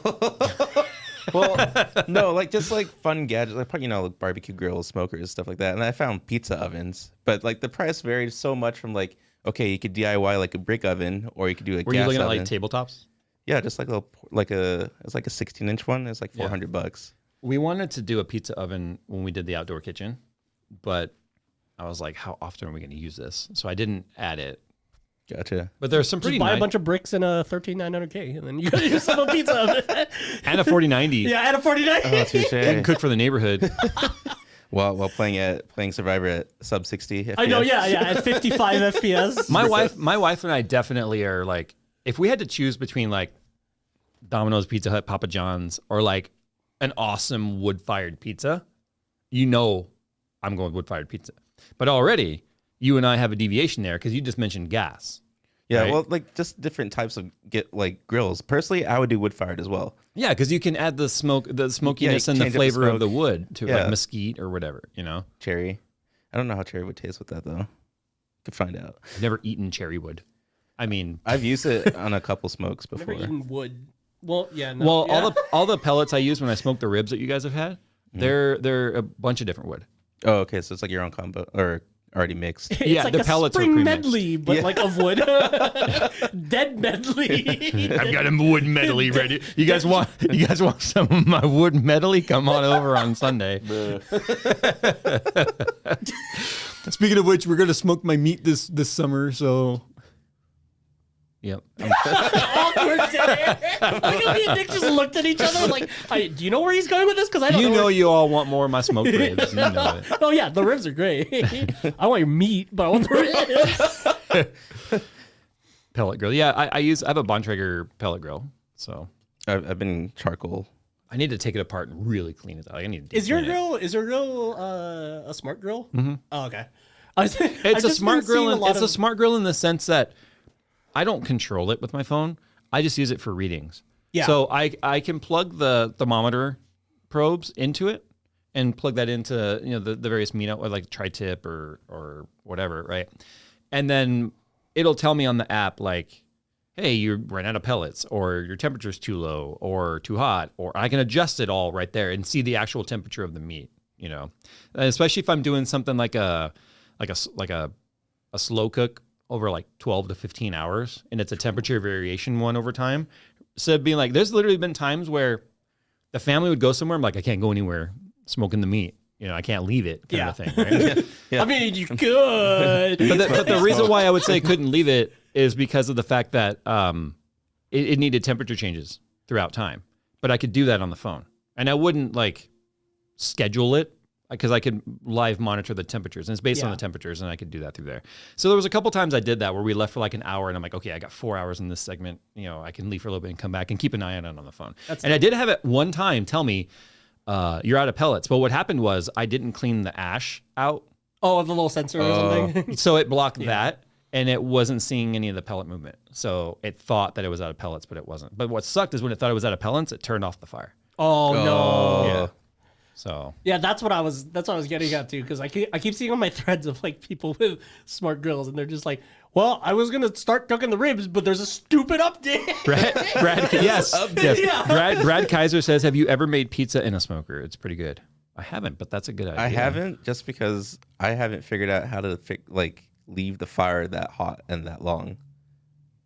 Like You set the temperature. I don't have a. Okay, so that's what's nice about mine. Is I can literally be like, go to 600 degrees, and it was like the pellets go clink, clink, clink, clink, clink, clink, clink, clink, and then you see it gets all hot. That's funny. Yeah, I have like a Bluetooth sensor. Like it's 6 different probes. So one probe is for my smoke, and then the other probes I can use for the meats. Yeah. So it's like I'm hovering over the fire. It's like, do I add more, or are they gonna like douse it out a little bit? Like I have to find the. But here's the thing: by having a, I said Bontrager. I think that was actually Trek wheels. What? Traeger. That's the one. I said Bontrager. I was thinking Trek wheels or Bontrager. Anyway, moving on. So you talk about elitism earlier. Somebody said smart grills are the easy bake oven for men. No, there you go. There you go. Because here's the thing. Here's the thing. I want the result. Yeah. I'm not personally one for the journey. I'm for the destination. And the destination is I can still go in the house, you know, play video games, hell, have sex with my wife if I want. And then the smoke is still happening out there. And I'm not having to sit there and like scoop wood chips into it and hope that the balance is just right. And you know what? If you do, more power to you. You have more patience and dedication than I do. But at the end of the day, I'm still eating smoked meat that tastes exactly how I want it. And I got to do stuff in the meantime. Every single meaning of that, literal. So. Touche. I don't know how else to make my point more obvious. Yeah. It gives you more time to do things. Yeah, you can literally smoke your meat while you're smoking your meat. I mean, it's while you're getting your meat smoked. I don't know how else to say it. So what pizza oven were you considering? I haven't decided because, like I said, I went to a rabbit hole. Like, wait, so it's this much? What if I just go build it myself? Like, oh no, that's going to be even more. But at which point, it's like, well, of course, it's always going to cost more if you're trying to build a brick oven. Cybercube. Well, I was instead of barbecue. Oh gosh. Freaking chat. Sorry. Anyway. Pellet grills equal no bark. Yes. The other thing too is like you have to strip the bark off the wood, and then. There's a lot. Look, oh, that's why there's pellets. The pellets are like sawdust. Yeah, they're like sawdust that they basically forge or compress into a pellet out of like the wood insides, right? Like the meat of the wood, like the pulp part. So they take these big logs and they strip all of the bark off, like they're making a telephone pole, right? They strip all the bark off, and then they chop it up and then they grind it up into sawdust, and then they basically they form them into the pellet. Yeah. The pellet's about the size of like a FMJ 9mm without the casing. It's not that big. Right? I like how that's where my brain went on the size, but America. I don't know how else to put it, but that's the only way America uses metrics is when you're using a freaking cartridge as a measuring. Well, we're talking about smoking meat, barbecue. You know, it's got to be manly metrics units. 9mm with 9 M&Ms. But what I love about the pellets is the fact that I can get mixtures, like different, like hybrids of different types of wood. Like like I said, the ribs you guys had of mine were mesquite, redwood, and a third one. I can't remember what the third one was, but it was 3 different kinds of wood in there. But you can also like, okay, I want to change this right now. You can literally open the drain on the bottom, just let them all fall out into the. I have these big buckets, like sealed buckets. I have all the pellets in. And scoop in a different one if I want, or mix and match them. You know, there's all kinds of neat stuff. I basically just kind of shop the award-winning, like the They're like the more Mixes. boutique, like this company won this competition and now they're selling it kind of a thing, rather than just going to like Home Depot and being like, I'll just grab a bag of pellets. So That's literally me. Like, I'm like, oh, well, they have this. I started with that. And then I was like, I really want to see how much this changes the flavor. And then I was just like having a lot of fun. Yeah. I was just looking at forums, but I started with like one of each flavor. Like I got wood chunks, so they're still big chunks, but I started mixing it eventually after I tried a small piece of meat with that specific flavor to see what I wanted. Yeah. Well, it's funny because when you go out to the smoker, first of all my neighbors hate me when I smoke because they're just like, dude, all we smell, because it's right next to the park. Yeah. They're like, all we smell Sucks. is your smoker. I don't have a big one. It's a medium-sized one. So even then I can barely fit enough ribs on there like that I want. But anyway, the thing is, like, I'm going out there, especially doing ribs, and you're doing like the 6-3-1 or whatever it is, or 3-2-1. Sorry, the 3-2-1 method. Yeah. It's like the worst part is when I'm having to then take them out of the foil so I can char them, and my mouth is just like just and I'm trying not to burn my fingers, but I'm like It's so good. No, you know what I do though at the end? I take all of that Juice? It's technically fat. Because what's happening is when the meat is retracting, like you see the bones start to pop out, the collagen retracts. It's technically fat, but what I'll do is I'll take all that and I'll capture it. And then what I do at the very end when I'm doing the charring is I pour it back on top. And then it sucks it into there. So you get that crispy char layer, but then it's also just as flavorful as like the fat that came out of it. I know. Thanks. I'm so hungry now. I know. Right now I'm all. All right, moving on. We'll go on to the FTFA section. Yeah, moving which is on before I eat from this the microphone. Well, I can't even do this till I get back from my trip because I have to deep clean my. The problem is when you smoke ribs and stuff like that. If you're using brown sugars, I have like a brown sugar glaze I make by hand. It gets very sticky in there. So anyway, FTFA stands for From the Freaking Audience, where you write us your short emails that we feel like will add to our show in some way. That does not mean what graphics card should you buy. It does not mean can you look at my parts list. The answer is no. It is stupid questions like. What? Okay, here we go. Can we get Nick a fidget spinner? There's a question right there from Jordan, right? What? Wait, really? Jordan says, can we get Nick a fidget spinner? He needs something to do with his hands. Right. I know what they're referring to. I do the same thing. Yeah. I sit here Oh, and are like, you guys messing? yeah. I just play with that. I have resisted the But temptation. the alternate was bringing my knife, which I don't want to like twirl around on the screen. geez. So like, Yes, I'd rather please. just play with this. He says, with your ADHD and many digressions, what do you find distracts you the Here, Nick. most? No, I'm kidding. Okay, all three of us clearly have ADHD. Yeah. So what distracts us the most and what gets us back on track? What? Everything Exactly. and nothing. All the things I while don't doing even none see of where the the things. question is. I'm on the document right now. Here's Very what I'm bottom. trying to. Here's what I'm trying to do, but here's the path I take, and I do all these other side quests to get to it. So Do you remember? Do you remember those things like when you were a kid? They look like a little gear. You can put a pencil in there and it does a circle and it draws those designs. Spirograph. Yeah. That is what my path of thought looks like. That's Jason's like brain's straight line path of thought. I That probably is the just direct path, by the way. like Jay's mentioned it once. He's seen me walk to the office, but I probably just look like a sim, like in the middle of ADHD. Yesterday we Yeah. were filming a video. Yesterday we were filming a video, and we're actually in the shop. Yeah. I haven't been out there in a while. And he just walks in. And Nick walks in. His head goes like through the door, and he looks left, looks right, looks up, looks down, and he goes, And I was like, what? He goes, I go, what? He goes, what? And I went, what are you looking for? Nothing. I'm just looking. Okay, well, you look perplexed. Like, oh, no, I was just thinking. About what? Everything. And then he just left. Just go away. No, you It's like popped you your head through the door like there was a fire. Jay, you could see the EOF on the end of the script for Nick's brain. Like as he walked in, it's like, okay, look up, then look down, then look left, end of file. What? If you guys, What? yeah, it's just okay. And then I was like, what? Because you guys are just saying what at each other. And we were literally in the middle of a take, so we had to start over. Yeah, you're right. Yeah, you did. Jay did. Nick stop has a it. habit of if we're filming and he's not a part of it in some way, he sort of removes himself. That way, there's not extra noise or whatever. If someone comes in to deliver something or whatever, there's a person to greet him. He came busting into the scene like the place was on fire. Yeah, it was. Yeah, you're right. It was like the intention Yeah. on your face that like made Jay go like, what? What happened? And you were like, what? Nothing. You're like, what? No, I said what? It's the reaction. Imagine you're at work. We don't have a typical boss-employee relationship in this company, okay? But let's say you're at work and your boss says what, and you go, what? It was just basically like, I felt like I threw the ball of questioning at you and it was like, it came back and hit me. Yes. I was like, the Uno like he didn't reverse even move his card. arms, it just bounced somehow all the way back to you. it's like when you get a flashbang in CSGO and it bounces off something and comes back in your own face. That was what happened. Right off of Nick's helmet. Years of land practice, and you can still bounce the flashbang off the door right back in your face. So now the audience knows to throw Jay off, all you have to do is pop in real quick and look around like something's wrong. Look like 5% interested in something. All right. So this one comes from William. It says, "Hey Jay, Nick, and Phil, love the channel and the podcast. Was listening to past episodes. You were talking about retrofitting an old home to make it smart home as a video. I was wondering if that's something you guys were still considering." Well, the house I was talking about with the phone wire, that was the house I wanted to do it with.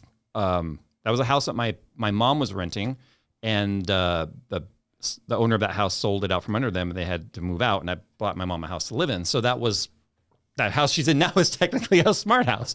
So I kind of lost the opportunity to do that. That's the funny thing is it even has more Ethernet than your house. Yes. Yeah. The irony. Yes. Yeah. And then I had asked you, like, well, what about your house? And you were like, no, I don't want to be responsible for showing my mom and my sister every time they can't figure out how to open the door or whatever, you know? I don't want to be tech support for that. So, yeah, I kind of lost the opportunity to, okay, so here's the thing. I could do it at my mom's house where she just has some of the basic stuff that came with the home, right?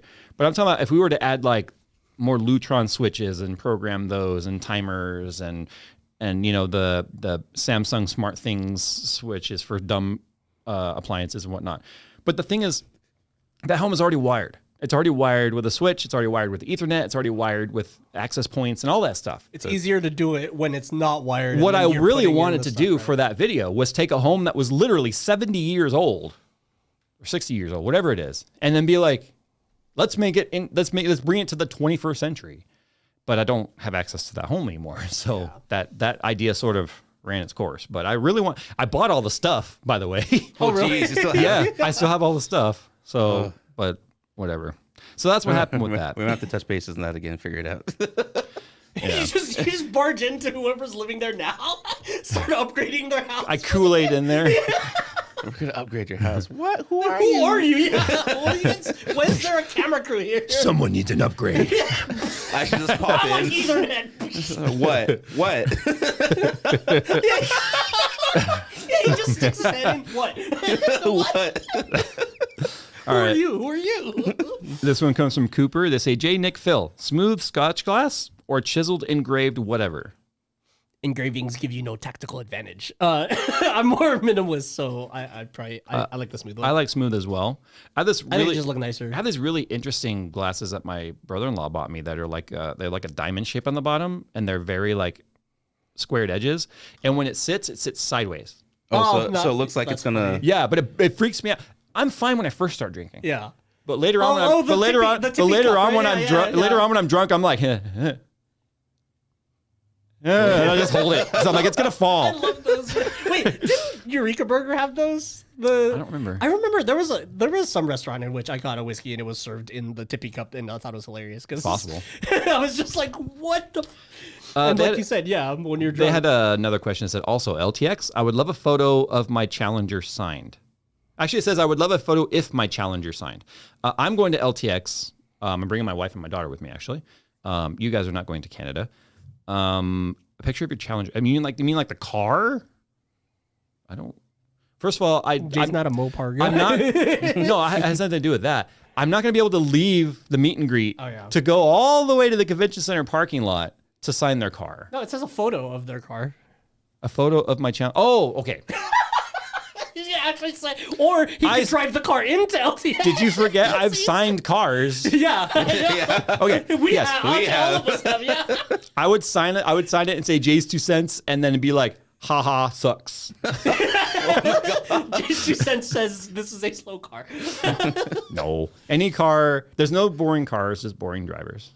All right. But yes, I'm going to be at LTX. So Matt says, if or where have you had moments where you noticed that your entertainment, gaming, etc., was slightly turning into kind of an addiction? The World of Warcraft days. I've talked about it before. Yeah.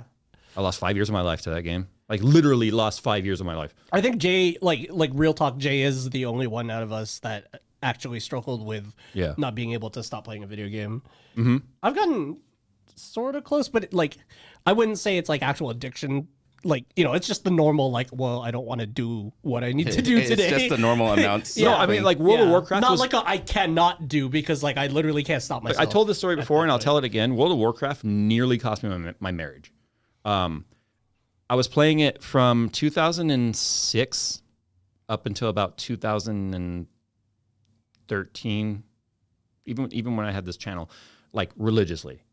Like, so I guess that's 7 years, 6 years, something like that. Anyway, I'm still playing it now, actually, with Brian. You know, you guys obviously know Brian, but it's so much more casual because once you get out of that and you spend years not playing it like I did, it can never suck you back in like before. Oh, that's good. But like, I'm able to casually. Like, but you don't have to worry about relapsing. To be fair, Blizzard has had a good job at making the game less involved in like the amount of time it takes to do stuff. Like if you're a completionist and you're elitist, then yeah, you're going to spend your whole life playing the game. But they've done a good job at making it fun for someone like me that can only spend maybe an hour at a time playing it. You know, but what I started to say was my first kid, who's just turned 14, if this dates it.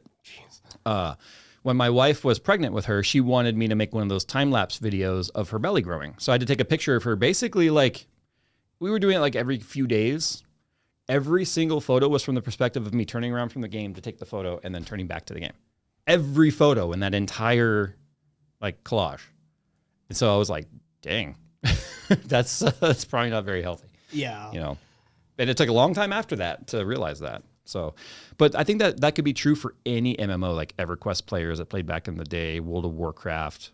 Guild Wars. It's like, I don't know about Guild Wars. I've never played it. I played that almost religiously in high school, like literally all the way through high school. So here's the thing. When I had my really bad car accident in 2008, where I missed 4 months of work because of the herniated disc in my neck, my first thought was, sweet, I can play all day.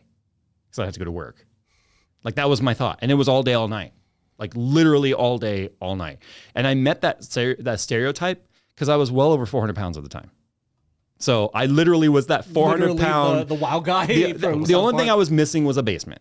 Okay, yeah, I looked like the WoW guy. I just didn't have the wrist brace, right? You know, yet.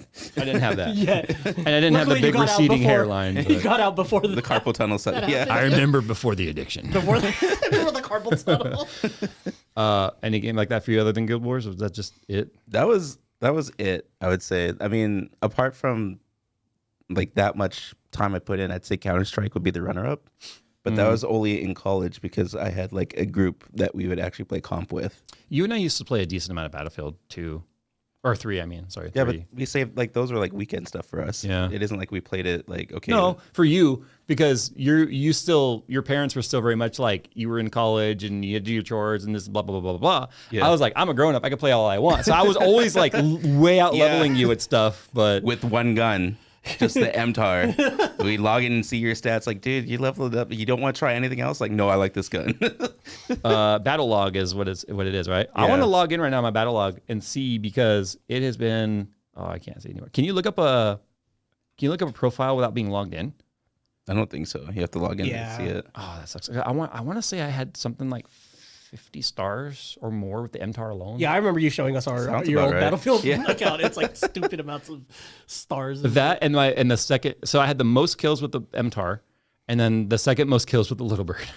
I was in 0.5% of top Little Bird kills in the world back in Battlefield 3. See, I can't get addicted to games because I would just get pissed off enough. I say top 5%. I meant top 0.5. Sorry. Like when something bad happens to me in a game, it just makes me angry, and then I don't play the game anymore.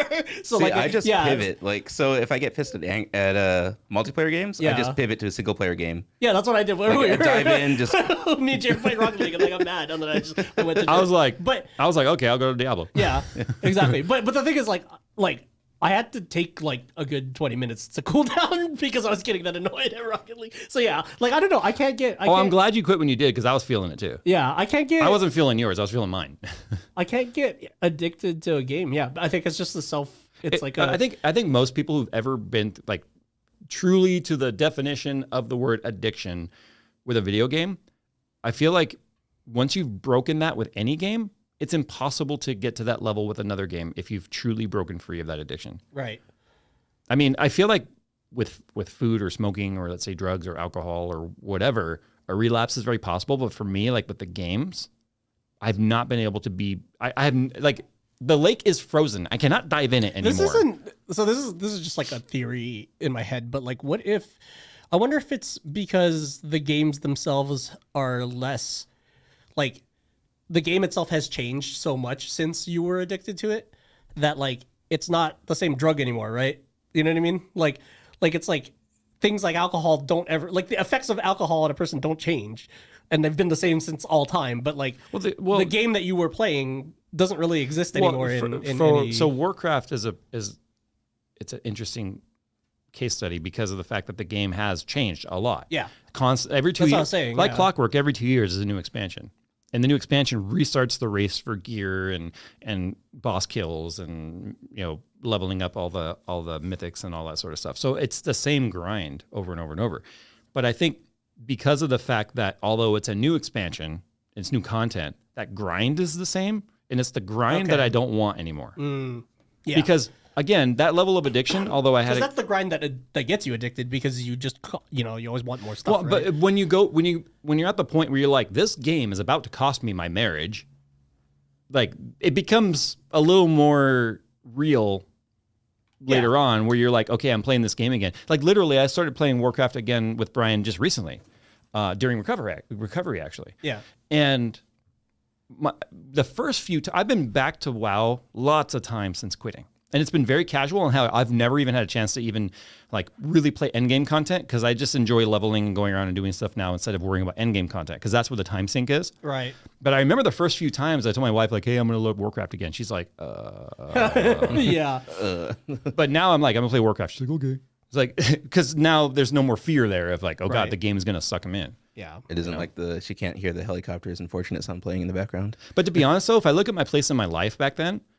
I was massively obese, was barely making it by money. Yeah. Money-wise.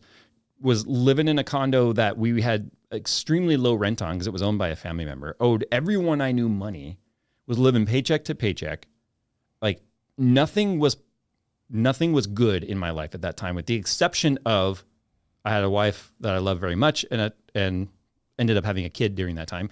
But it was almost like the game just fulfilled this sense of purpose separate from my life. So, which is exactly what an addiction is. Like it replace game with drugs or alcohol or whatever, But if you compare where I am in my life and success then versus now, I'm like, I've got so many things going on. Yeah. Like that game doesn't mean anything to me.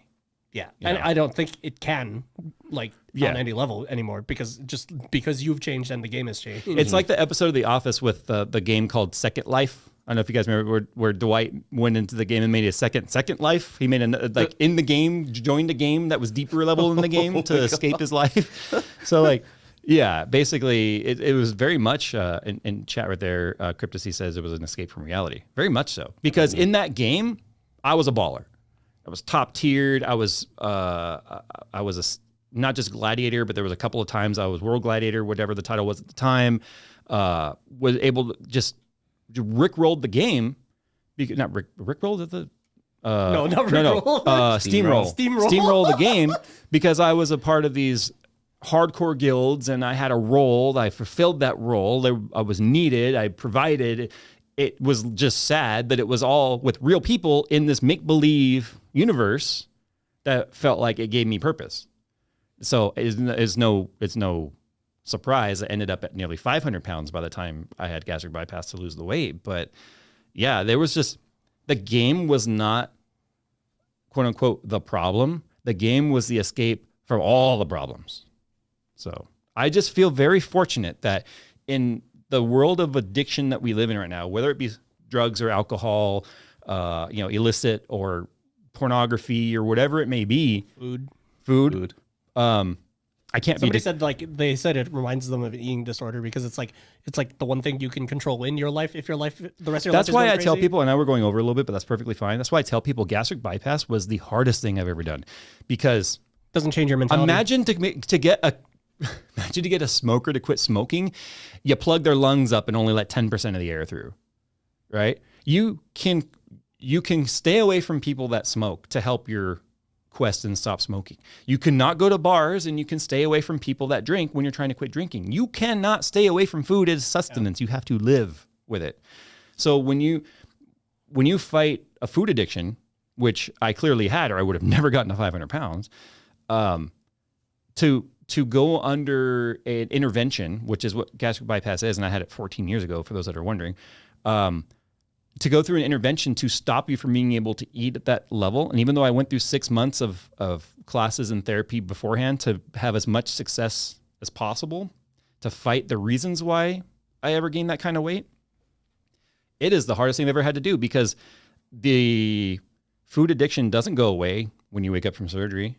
The cravings of wanting all the crap that's bad for you that you physically cannot eat, because anyone that has gone through gastric bypass knows there is a 6-month healing process, and foods are reintroduced in a very strict manner for the sake of not dying. Yeah, because you eat the wrong. We're talking literally life and death type stuff here. Because people don't know that. You have had your intestines rearranged and your stomach sliced to about less than a quarter of its size, and you are healing. There's sutures holding your bowels together, and if you stretch that crap out and you get a perforation and you spill food into your abdominal wall, you're dead. And people have done it. Didn't you say you knew somebody that was in a class with Yeah, you? the support groups afterwards. Fried chicken, right? Or something No, like that. the person was only like not even a 2 months post-op, and ordered an extra large pizza and ate the entire thing. He ate through the pain because that's how strong the addiction was. But he was from a different clinic. So this support group is people from all kinds of different clinics and medical groups that were doing them and stuff. So it wasn't like they all went through the same program. Did not provide any sort of requirement of going through the therapy beforehand. My so insurance he kinda at the time, my didn't insurance know. was Kaiser. Kaiser required you to go through the 6-month program and then wait 6 months after that before you can do it. So wow. a A year year. was the process from the moment I got my referral. So, and that was to guarantee the success of the surgery. Yeah. And I would say, although I fluctuate, you guys have seen, I fluctuate 20 pounds on this channel all the time. I'm up right now. And you'll see in a couple months, I'll be back to skinny Jay again. I have a better control over it now, but people regain their weight because of the fact that they don't get to the root of why they ever got that big to begin with. So I've talked about this a lot on my vlog channel and other live streams and stuff, but I find a lot of people who dig in the past and find those videos reaching out to me, because I've had a lot of people are telling me like, hey, I'm about to have surgery, I'm super scared, or I've had surgery recently, is this normal? Like, I will always answer those emails, like the tech emails and stuff. It's very unlikely I'm going to answer those because I can't possibly answer all of them. But if I happen to see the email and it's something about gastric bypass related, I will always answer that, because it is scary. Yeah, it's incredibly scary. I mean, I had no idea until you told me the story of like why it was so hard. Everyone always thinks that, they think, I woke up and guess what? In a year I'll be skinny and that's it. Yeah. No, you can absolutely gain your weight back. So it's tough. You know, it is tough. And here's the thing. That was 14 years ago. I was 500 pounds, massively morbidly obese, hypertension like you wouldn't believe. Fortunately, my mega tension. Fortunately, my blood tension. I was only that big for a few years, so fortunately, I did not have any issues regarding kidneys or A1C/diabetes, sugar, blood sugar, all that sort of stuff. So you did like relatively less permanent damage to the body than Very, very lucky, because I'm not carrying any of those. Because once you're diabetic, that's it. There's no cure for diabetes. You don't produce insulin anymore. But I'm very fortunate that I didn't carry any of those with me. But here's the bottom line. If I hadn't done that 14 years ago, I would not be here right now. There's no freaking way my body would have survived. I'm turning 42 tomorrow. Tomorrow's my birthday. I had the surgery when I was 28 years old. Okay? There's no freaking way I would have made it to 42 at the weight that I was. Guaranteed. Because here's the thing. Until I went to those classes and started going through all of the mental prep and the therapy, I was gaining weight at a rate of 10 pounds a month. Like, it was ridiculous. I spent a long time in the low 400s, high 300s to low 400s. And then as I got older and more depressed, it just was taken off. So anyway, wow. Deep convo for the end of the stream. Way to send it. But you know what? I don't regret it. People have tried to tear me down saying I took the easy way out. And I'd arguably say, no, the easy way out back then was, my wife knows this. People that are close to me know this. I had two choices back then. It was go through that program or put a bullet in my head, because that's literally where I was. This music is really not the vibe that you're talking about. It's all happy, and you're like, put a bullet in my head or lose some weight. Like, No, the level of depression though. Yeah, I was yeah. 494, and I basically told myself if a 5 pops up, that's it. And it didn't happen, fortunately. Thank God. All right, Thank guys. the universe. Thank God for our audience listening to us ramble. All right, guys. Thanks for watching. As always, we'll see you in the next one. Bye. Peace.